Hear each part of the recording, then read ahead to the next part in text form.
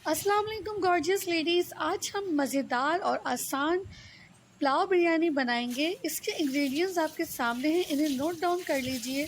ये बहुत ही मज़ेदार, आसान और बहुत ही झटपट बन जाती है और सब आपकी तारीफ़ करेंगे। दावत में बनाइए, घर वालों को खिलाइए, ज़रूर आपसे रेसिपी पूछी जाएगी और आपकी तारीफ़ किए बगैर कोई नहीं रह सकेगा।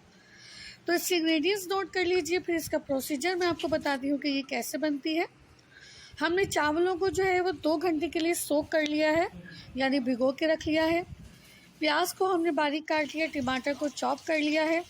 ऑयल गरम करने के लिए रख देंगे तकरीबन 1 और आधा कप। ऑयल जैसे ही गर्म हो जाए इसमें हम कटी हुई प्याज ऐड कर देंगे और इसको लाइट ब्राउन होने तक फ्राई करेंगे। लाइट ब्राउन हो जाएगी प्याज, उसके बाद हम इसके अंदर डाल देंगे 1 kg चिकन और इसका रंग चेंज हो जाए उस वक्त तक हम इसको फ्राई करेंगे।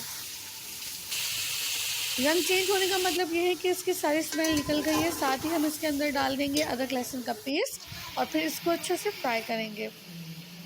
जब ये फ्राई हो जाए तो इसके अंदर हम ऐड कर देंगे साबुत गरम मसाला, जो कि आपके सामने है, और ज़ीरा भी इसके साथ ही ऐड कर देंगे। इसे अच्छी तरीके से फ्राई करेंगे ताकि गरम मसाले की स्मेल चिकन के अंदर रच बस जाए। और इसको फ्राई करने के बाद हम इसके अंदर टमाटोस ऐड कर देंगे, जो कि हमने चॉप कर लिए थे। इन्हें सही से गलाने के लिए हम इसके अंदर नमक ऐड कर देंगे। उससे पहले हम दही ऐड कर लेंगे।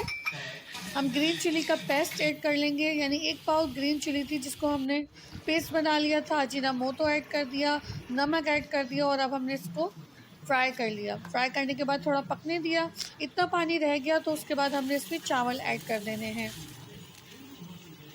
सारे चावल हमने इसके अंदर ऐड कर दिए। 1 से 1.5 घंटे मैंने इसको भिगोया था। देखिए, पानी डालने के बाद इसकी कंसिस्टेंसी पानी की इतनी होनी चाहिए, आप देख सकते हैं। इमली का पानी इसमें मैंने ऐड कर लिया है और ब्लैक पेपर और रेड चिली क्रश जो है वो भी मैंने इसके अंदर ऐड कर दी है। मिक्स करेंगे इसको।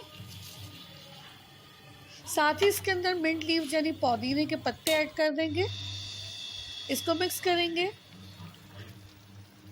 हाई फ्लेम करके हमने पानी खुश्क होने तक इसको पकाया। ढक्कन हटा के रखा था, ढक्कन ढका नहीं था ताकि चावल खिले खिले बने।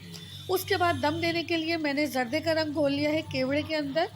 1 चम्मच केवड़ा लिया था, उसके अंदर मैंने जर्दे का रंग घोल दिया है और इसको हम इस तरीके से इसके ऊपर डाल देंगे। दम करने के लिए रख देंगे तकरीबन 10 मिनट के लिए। कवर कर दिया मैंने इसे।